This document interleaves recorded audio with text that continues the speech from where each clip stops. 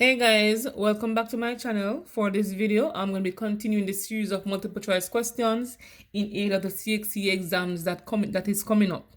All right. So for the first question, we have a times question that says calculate length of time for the journey in hours and minutes. So the time of departure is 10:45 a.m. Time of arrival is 7:32 p.m.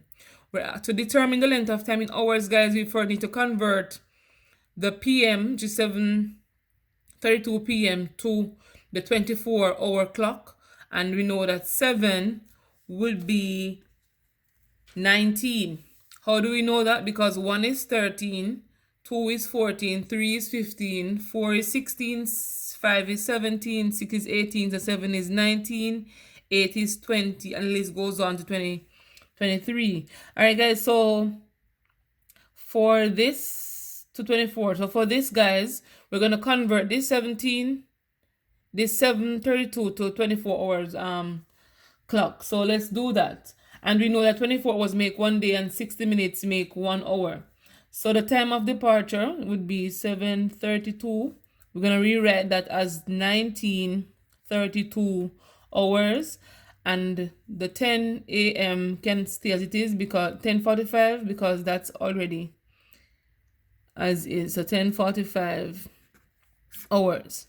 Now we're going to be subtracting, guys. So we need to know the time that lapsed between 7:45 and 10:45 and 7:32. So we'll be subtracting.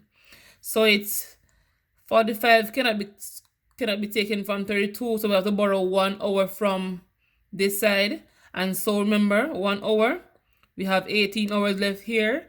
And we know that once we're converting from hours to minutes, to bring it on this side, it's going to have to be plus 60 minutes and not plus 1.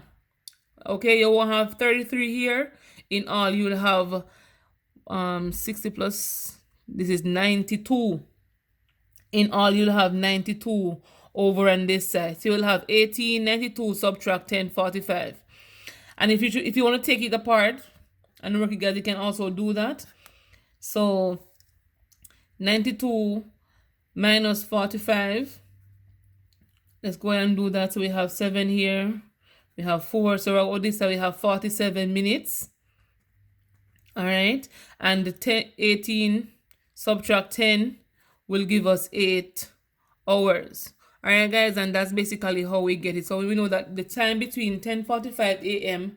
and 7:32 is basically 8 hours and 47 minutes. And the answer is right here. And that's how we do it, guys. So once you're converting from hours to minutes, it has to be conversion of 60 minutes to give you 1 hour. All right, let's move to the next question. So the next one states, to simplify 3m over 5r plus 4n over 7s. Right here, guys, basically algebraic fractions. And with algebraic fractions, we have to find the LCM. I'm going to be doing that by multiplying these two numbers. So 7 times 5 is 35, 35 RS. So the denominator should have 35 RS in it. And of these 4 we're seeing, only 1 has it. And so if you don't want to work out anymore, you know that this is basically the answer. But we can do that if we want to. So we're going to have 35 RS. Then we're going to be saying that 5 into 35 goes 7 times. So it is 5r into 35 rs goes 7s. So 7 times 3 is 21 ms, and 7 into 35 goes 5 times 4 is 20, and that's 20 nr, and our answer is basically right here. So once you get the denominator, guys, you get, for most of these questions, the denominator is what gives the answer away. So let's go on to this question. It's basically a functions question, evaluating function. So if f of x is equal to x squared minus 1, then f of negative 2 is. So right here, this negative 2 represents the x value. And so if x is negative 2, what is the value of y? So they're basically asking you. And so where we see x, we're going to replace the value of negative 2. So we're going to say negative 2 all squared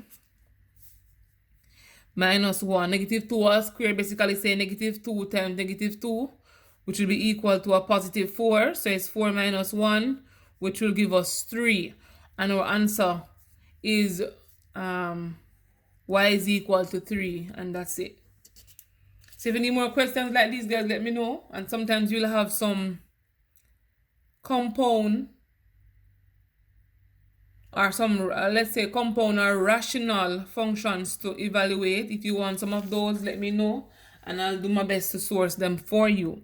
The next question, 8075 in standard form is, alright guys, so once I see a whole number, I always think of a multiple of 10.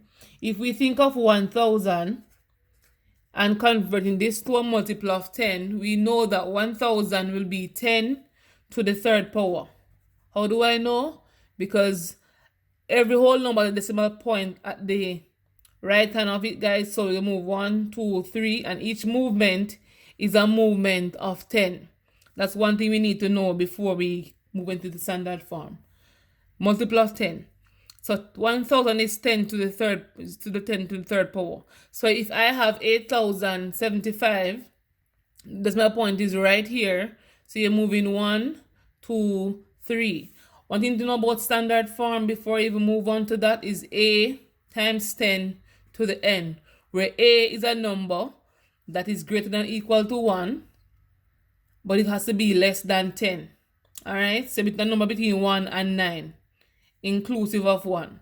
So the first non-zero number here is 8, so it's going to be 1, 2, 3 digits, and so it's 8.075 times 10 to the third power. Not negative 3, because it didn't go in the opposite direction, it went in that direction. One thing to remember, guys, just know to convert 1000 to a power of 10, and you know if it's going to be a positive power or a negative power or index. Let's try this question. So we're given this diagram that say y equal x squared plus x minus c. So it says in the given parabola above, not drawn to scale, the value of c is. So c, we know that for every function, if you want to find the intercept, you make x equal 0 to find the y-intercept, right? And so c represents the y-intercept here. That's basically where does this line cuts the y-axis, and it cuts the y-axis right here at -6, and so -6 will be our solution. If they wanted the roots of this, the roots will be 2 and -3. That's basically where y equals 0 and x is equal to 3 and negative 3 and 2. So yes, guys, that's it for this video. I tried to make it short and spicy, not to bore you. So feel free to leave me a comment in the comment section below. Remember to like, share, subscribe, and tell a friend about me, guys. Let them come and learn something, because as I told you, as always, I am here to help. All right, and I'll see you on the next one.